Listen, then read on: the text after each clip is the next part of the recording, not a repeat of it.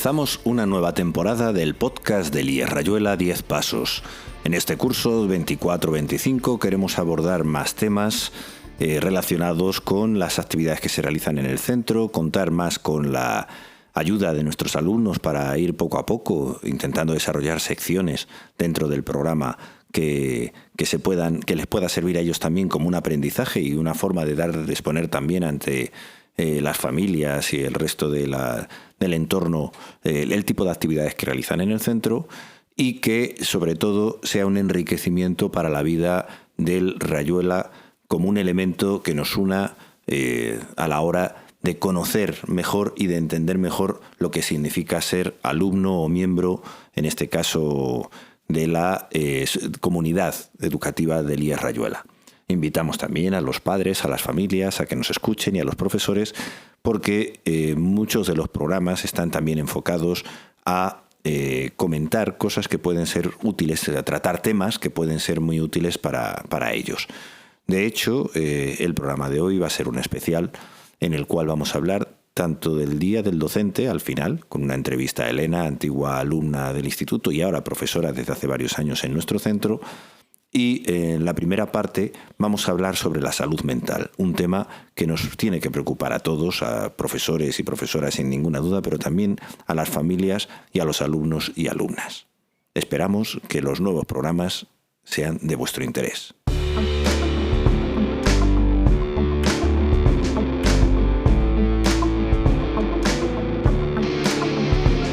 En este primer programa de la temporada vamos a hablar sobre la salud mental, porque el día 10 de octubre es cuando se celebra el Día Mundial de la Salud Mental. Contamos hoy con nuestra coordinadora de bienestar, con Mercedes, bienvenida. Hola, buenos días. Con Alba, nuestra orientadora. Buenos días. Con Laura, la enfermera con la que contamos este curso y que también tiene gran experiencia en el ámbito de la salud mental. Buenos días. Y con María, nuestra jefa de estudios y también orientadora del centro. Buenos días. Buenos días. ¿Por qué es importante que se celebre el Día de la Salud Mental? ¿Es necesario? Yo creo que sí, que es muy importante, porque todo lo que sea hablar del tema, que los chicos se sientan escuchados, que puedan decir las dudas que tienen y las inquietudes, yo creo que siempre viene bien. Es algo que hay que hablar. Es una forma de normalizar, yo creo también, igual que cuando hablo con los chicos en clase, que igual que hablamos de enfermedades físicas, también es una forma de hablar de enfermedades mentales o de malestar mental. Es una forma de normalizarlo y de poder hablarlo. Es una forma también de poder afrontarlo y buscar soluciones. Yo pienso que además es una necesidad. Estamos en un momento de emergencia social.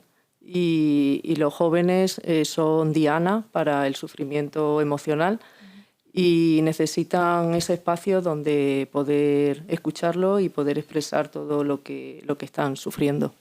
¿Qué es el bienestar mental, emocional? ¿Qué es estar bien realmente cuando hablamos de salud mental? Bueno, pues el bienestar mental va más allá de no tener enfermedades, va relacionado pues a la capacidad de disfrute, de resiliencia, de poder adaptarse a los cambios y un poquito, bueno, pues ese desarrollo de habilidades a nivel social, a nivel de autocuidado. Estar bien a nivel mental significa estar en calma, estar en paz con uno mismo. ¿Y eso es posible hoy en día? En este tipo de sociedad, con este tipo de circunstancias a las que nos tenemos que enfrentar diariamente, al estrés de las redes sociales, al estrés de las circunstancias tan cambiantes y continuas. Queremos ser optimistas, queremos pensar en que es posible, pero también tenemos que ser realistas y saber que estamos en una situación complicada donde todos tenemos que remar en la misma dirección. España es el país con mayor nivel de estrés. Entonces, nuestros jóvenes son las generaciones que están viviendo eso y que tienen que afrontar dificultades que a lo mejor nosotros no hemos tenido que afrontar. En ocasiones parece que hay un ambiente social en el cual pues se valora positivamente el estrés, como que es algo que nos permite conseguir mayores cuotas de de productividad, estar más atentos, estar más concentrados. ¿Realmente pensáis que el estrés efectivamente es algo positivo que realmente mejora el rendimiento o no? Yo como profesora, ya no como coordinadora, yo creo que el estrés a la hora de aprender y a la hora de estar bien no viene bien, vamos. Yo cuando aprenden los chavales es cuando están tranquilos y se encuentran en un ambiente en el que se sienten seguros. Si están estresados no están aprendiendo igual que si están en un ambiente en el que están felices y están tranquilos. Vamos, yo esa es la perspectiva que tengo como profesora. Para realizar cualquier tarea tienes que tener un nivel de estrés, digamos, o de activación que se necesita con un nivel moderado.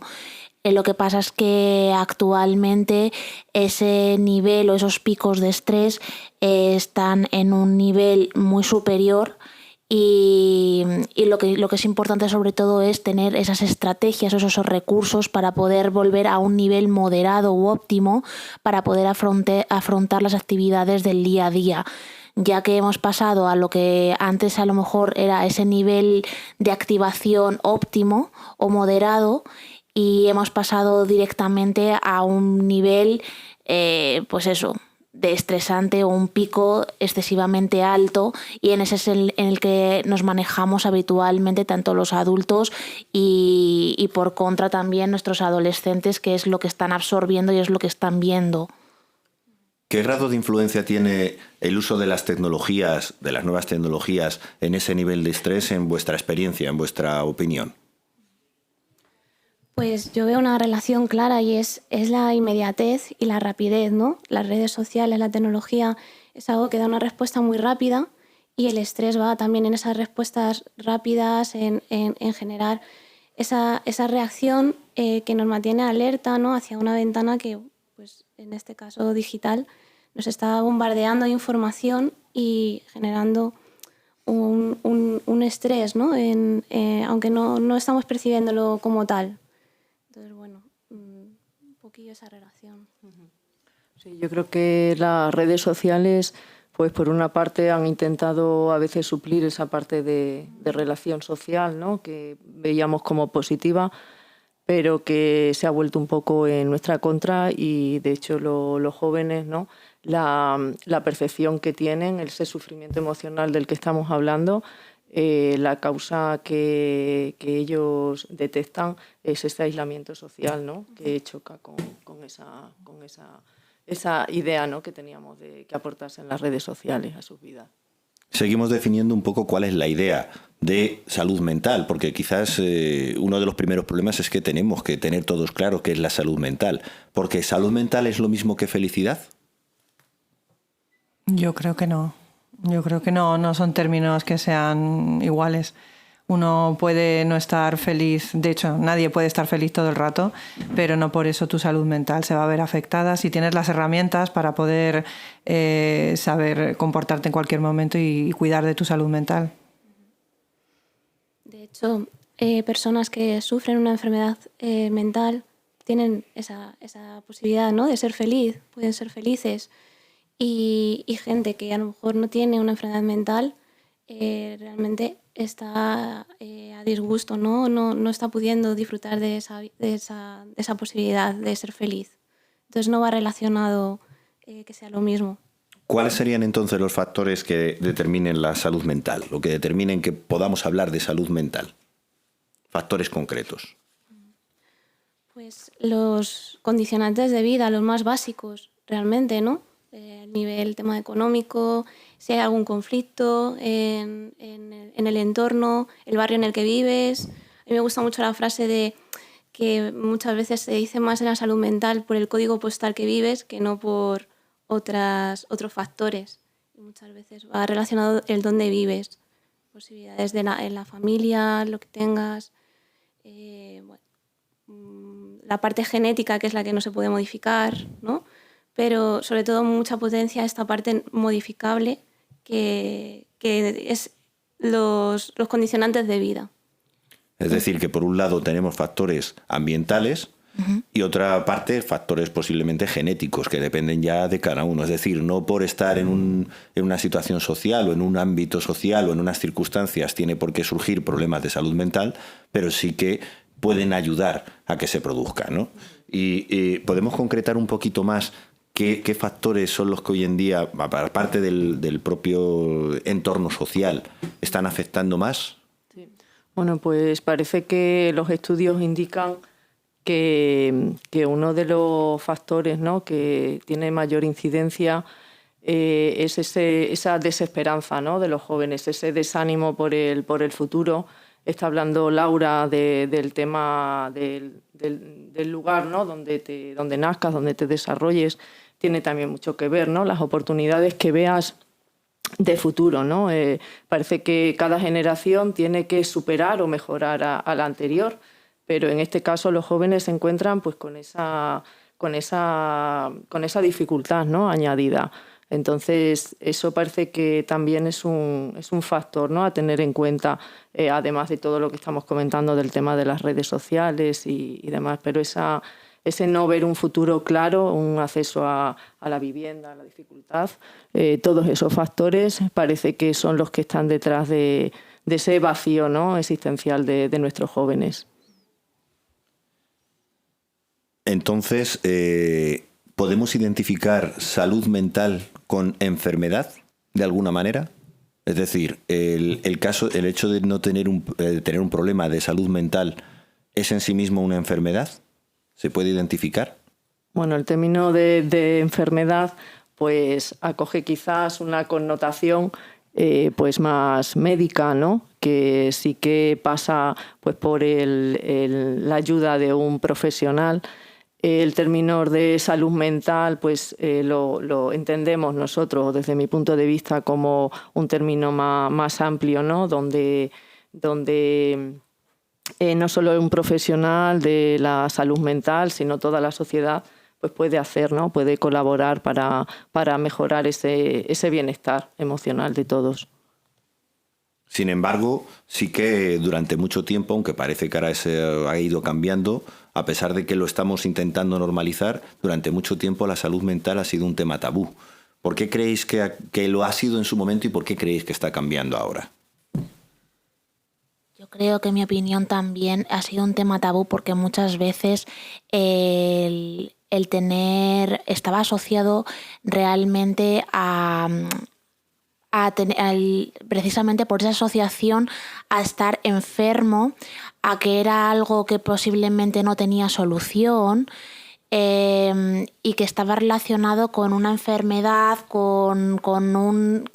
bueno, pues como se decía, como estás loco. Entonces era directamente como haberte puesto un sesgo, una etiqueta que era difícil de quitar. Entonces era mejor estar silenciado, callado, precisamente para invisibilizarte. Yo también creo que el tema de la culpa tenía mucho que ver porque antiguamente parecía que era culpa de uno mismo estar así. El no estés triste, estás triste porque quieres, hay problemas más grandes, tampoco te pongas así, y al final mucha gente no decía cómo se sentía o cómo estaba porque parecía que encima te iban a culpar, ¿no? Que la culpa de estar así la tienes tú mismo. Sí, de hecho, de forma estructural, también la respuesta era de tapar, ¿no?, y de concentrar a esas personas en manicomios. Entonces, desde que eso se ha dado una respuesta más de atención comunitaria, también hay un antes y un después.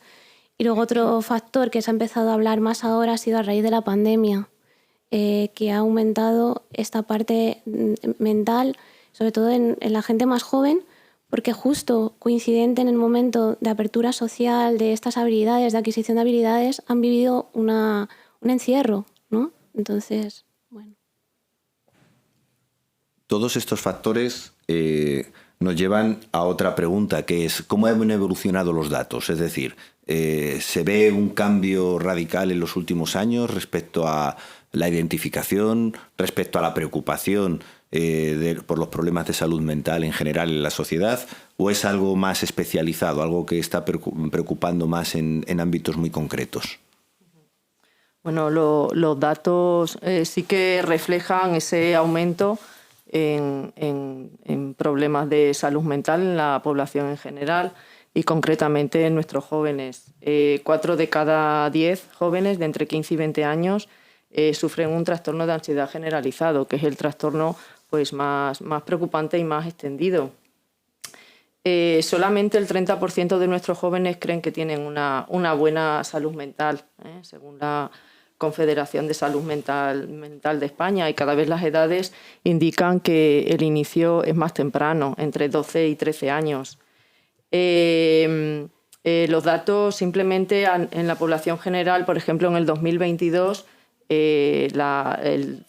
sufría un trastorno mental un 26%. Ahora estamos en torno al 34%. Entonces, solamente 2 años después de una pandemia y han aumentado bastante. Y luego, concretamente, también nos preocupan mucho los datos del índice de suicidio, que es un tema también que es bastante tabú, pero que no debemos dejar de lado porque son bastante preocupantes. 11 personas al día en España se suicidan. Y detrás pues, hay causas como las que hemos estado hablando. Además de casos de suicidio, también tenemos tentativas. Y por cada suicidio hay 20 tentativas de suicidio. Y esa realidad pues, la estamos viendo también en nuestros centros. Y todo esto es preocupante, pero nos preocupan también mucho más las dificultades para atenderlo. Notamos faltas de recursos y eso es una realidad con la que nos topamos. Un problema importante, un problema grave de emergencia social y a veces pocos recursos para poderlos atender por parte de los profesionales. Dentro de los márgenes disponibles, ¿qué es lo que podemos hacer para cada uno de nosotros para intentar mejorar nuestra salud mental? Pienso que a nivel individual, aparte de reclamar esa parte sanitaria, ¿no?, de una red de salud mental realmente comunitaria y suficiente en recursos humanos, debe haber ese refuerzo en los condicionantes de vida que decíamos, ¿no? Política social, participación juvenil, espacios de participación juvenil, de escucha activa a ellos, de qué es lo que necesitan, espacios que antes ocurrían en las calles cuando nosotros éramos jóvenes. Y bueno, pues ahora se han ido como un poco trasladando a las redes sociales, pero en las redes sociales no encontramos el afecto, la cercanía, el tacto, el abrazo que pueda solicitar una persona, ¿no? y que necesite. Entonces, va un poquito así, en cosillas que podemos hacer, acciones a nivel individual, el propio autocuidado, ¿no? Cosas pequeñitas que nos pueden sumar en esa salud mental generalizada o bienestar generalizado. No sé, es lo que se me ocurre. ¿Vosotras? Es importante también ayudarles también a que busquen estrategias, a darles esos factores, digamos, de protección, porque antes hablábamos, hay factores de riesgo y factores de protección, pues entre esos factores de protección también estarían pues todas esas, como digo, esas estrategias que pueden llevar a cabo en el día a día. Es importante también buscar o darles, porque muchas veces el problema es que a lo mejor no encuentran ese foco o ese faro para poder buscar ese apoyo emocional, que no solamente están entre sus amistades, dado que en estas edades es donde van principalmente a resguarecerse, sino saber de qué recursos disponen en sus profesores, en sus familiares, a quién acudir en las instituciones en el caso de que existan o donde están disponibles, con quién pueden contar, cómo pueden contar, y también saber qué pueden hacer ellos mismos. Importante también que se autoconozcan, qué les gusta, qué pueden hacer, que no solamente recurran en esos momentos de soledad pues a esos sitios que les están buscando o están encontrando quizás más ansiedad o más estrés, como lo que decimos de las redes sociales en la inmediatez. Pues que favorezcan el autoconocimiento, el autocuidado, como decimos. Totalmente de acuerdo. Y promover en ellos unas rutinas saludables. No me levanto y cojo el móvil, estoy todo el rato cada vez que tengo un momento de tranquilidad con el móvil. O sea, que tengan otro tipo de relación. Porque es una paradoja, ¿no?, que en la época que estamos de redes sociales haya este aislamiento social. Ellos mismos dicen que se aburren a veces cuando están con sus amigos porque cada uno está viendo el móvil. No están teniendo una conversación real en el presente. Y bueno, yo creo que todos, sobre todo nosotros, que estamos todo el día rodeados de jóvenes y adolescentes, no debemos perder la oportunidad de enseñarles lo que les tenemos que enseñar, pero también de enseñarles lo que es la vida, ¿no? Y que hay otras cosas que no es ver el móvil.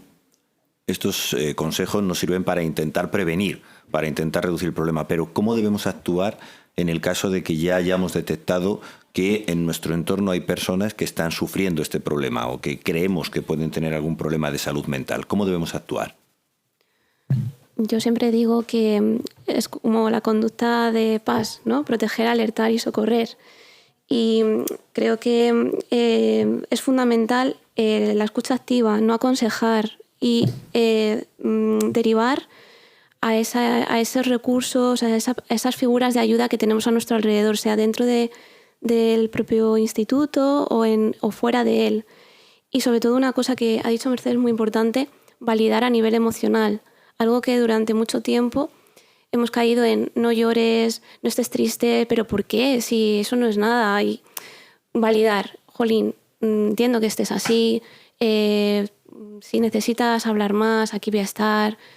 Una actitud, pues eso, de al final de ayuda, no de consejero. Y no de juzgar.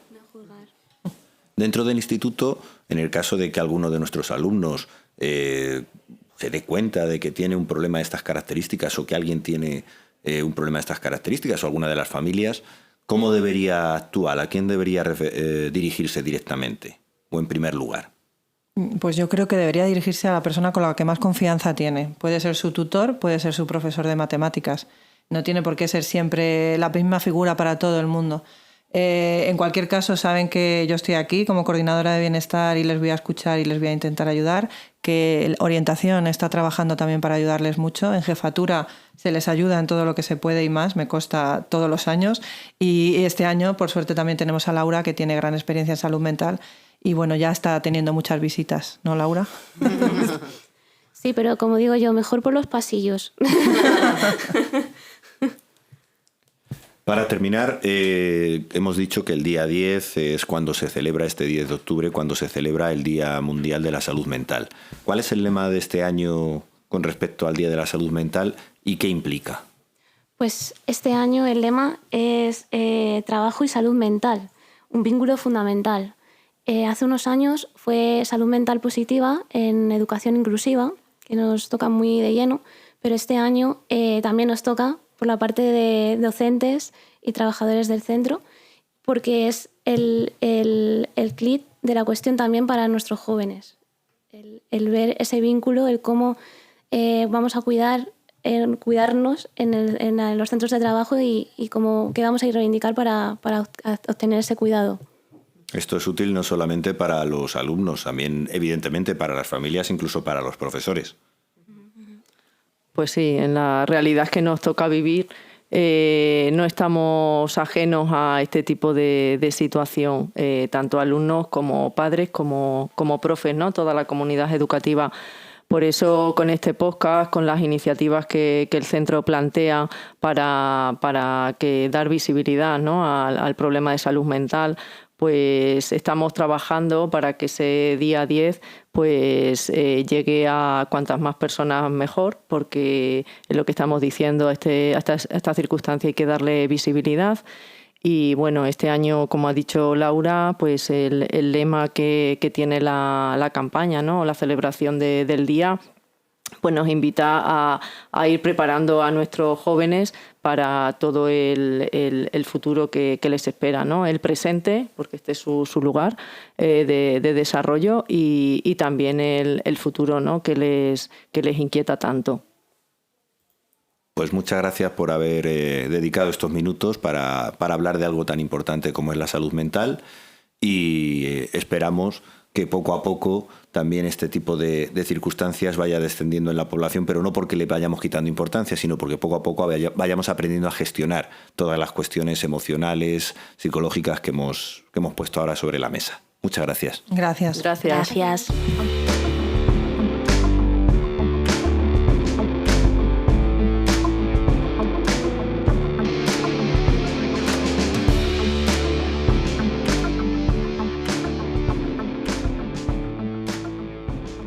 En esta segunda parte vamos a aprovechar para celebrar que el día 5 de octubre fue el Día del Maestro. Una jornada en la cual, de alguna manera se homenajea a todos aquellos que nos dedicamos a intentar ayudar a que las próximas generaciones, que nuestros hijos, nuestros alumnos al fin y al cabo, y alumnas tengan la mejor formación posible para su futuro. Para hablar sobre lo que es la profesión de la educación, y contamos con Elena. Elena, que ha sido no solamente profesora ya durante estos últimos años de nuestro centro, sino que además fue alumna del instituto en los primeros años del Rayuela. Bienvenida, Elena. Gracias. Vamos a hablar un poquito de lo que es la profesión docente. ¿Qué es lo que te inspiró a ti, en tu caso, para convertirte en profesora? Bueno, pues es una bonita pregunta. Han sido muchas cosas a lo largo de los años y bueno, una de las más importantes son algunos de esos profesores que te marcan, que dejan una huella en ti y bueno, y los admiras y bueno, eso quizá te lleva a plantearte ser profesor. Luego poco a poco me he ido dando cuenta de que era mi verdadera vocación y bueno, pues ha sido un objetivo para mí y a por él que me lancé y estoy muy contenta actualmente. ¿Qué es lo que más disfrutas cuando enseñas? Bueno, pues tampoco podría decir algo conciso porque son muchas cosas, depende mucho de los alumnos, depende mucho de la clase, depende mucho del día, pero en general disfruto muchísimo cuando alguna actividad que he preparado con antelación y la que bueno, pues he invertido tiempo y esfuerzo, pues se consigue llevar a cabo en el aula, consigo los objetivos de esa actividad, los alumnos lo disfrutan también y bueno, y de ahí se saca pues una enseñanza. Al fin y al cabo, que es lo que hacemos en nuestra profesión. ¿Cuál es el momento más gratificante que tú recuerdas desde que te dedicas a la enseñanza? Bueno, el momento más gratificante yo creo fue el año pasado cuando aprobé la oposición. Eso sí que fue una grandísima alegría. Y otro de los momentos también muy gratificantes fue al inicio de mi carrera como docente, cuando en los listados de la asignación de vacantes de los destinos pues salió el Rayuela. Para mí fue una señal muy concisa de que tenía que iniciarme en esta profesión. Entonces, bueno, pues eso ha sido uno de los momentos gratificantes. Y luego cada día cuando ves que tus alumnos aprenden, cuando dices algo en clase y ellos luego lo utilizan y bueno, y cuando en general tienes un feedback de los alumnos bueno y esas conversaciones con ellos o incluso con sus padres, pues todo eso es bastante gratificante. ¿Qué cambios has notado tú que has estado aquí entre estas paredes, tanto como alumna como profesor? De tus recuerdos, ¿qué es lo que crees que más ha cambiado en este caso en los alumnos? En los alumnos yo creo que quizás tengan más técnicas a la hora de enfrentarse a los estudios y muchas veces tienen las cosas bastante claras, cosa que bueno, en mi época pues todavía teníamos nuestro futuro muy incierto, no terminábamos de entender o tener claro a qué nos queríamos dedicar. En algunos casos me sorprende que los alumnos tienen en su cabeza ya formados unos objetivos muy claros y eso es maravilloso porque pueden crear ciertos pasos para conseguirlos. Y luego aquellos que no, pues bueno, los van descubriendo poco a poco. Quizá tengan las cosas más claras ahora, no sé. Y en los funcionamientos del instituto, de los propios institutos, no ya solamente del nuestro en particular, sino en general, de tus recuerdos a finales de los 90 ahora, ¿qué es lo que tú detectas más que ha cambiado? Evidentemente, los que lo hemos ido viviendo también profesionalmente como profesores, hemos ido viendo cómo la normativa ha ido cambiando y los centros de ser lugares muy abiertos en el sentido de que no había ni puertas, que los alumnos entrábamos, salíamos continuamente, ahora hay mucho más control. ¿Qué has notado tú en estos cambios en los últimos años? He notado mayor comunicación entre los alumnos y los profes, mayor capacidad de escucha, ¿no? Los alumnos ahora yo creo que forman más parte de la comunidad educativa. Aquellos que están involucrados y que se quieren involucrar, yo creo que tienen más posibilidades, o eso me da la sensación. No sé si esto es correcto decirlo, pero quizás se les escucha más. No sé, yo creo que en general tenemos bastante en cuenta sus necesidades, siempre y cuando nos las comuniquen, y hay mayor flujo de comunicación cuando tienen algún problema o hay alguna necesidad concreta.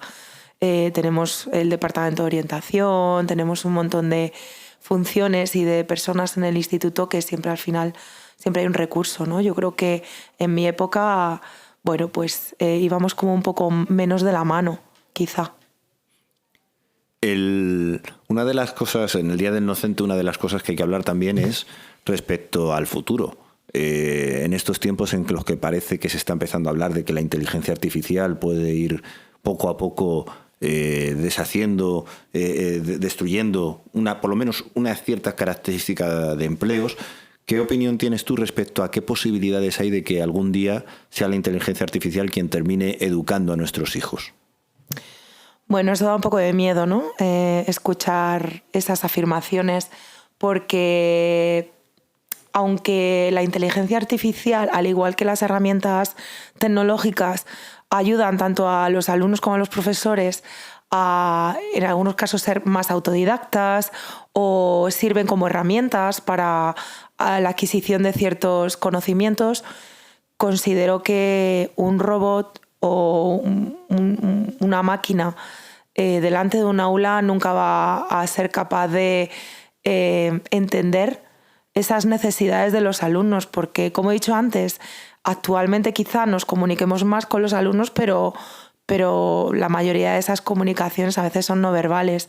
Y bueno, esas máquinas, por muchos conocimientos técnicos que tengan, las capacidades humanas y las habilidades personales que tenemos las personas, pues no, yo creo que son insustituibles.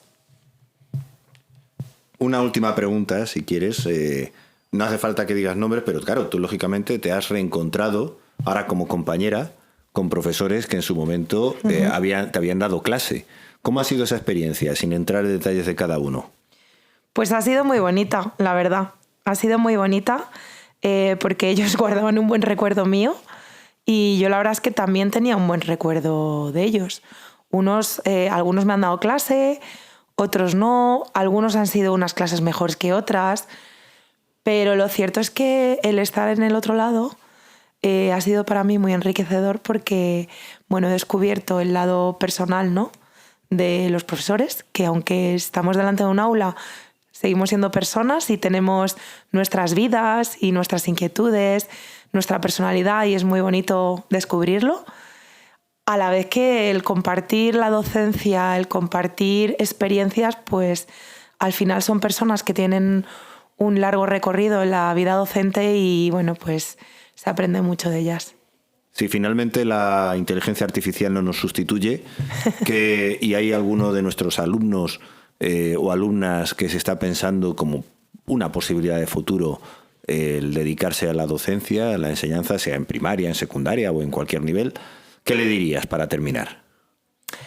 Pues nada, le diría que adelante con todo, que nadie nos diga dónde están nuestros límites, solamente ellos son capaces de decidirlo, y que por supuesto pidan ayuda si lo necesitan.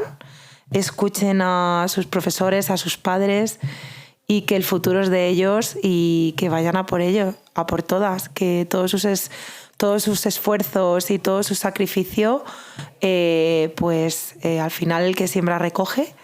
Y bueno, es un largo camino, pero es muy enriquecedor.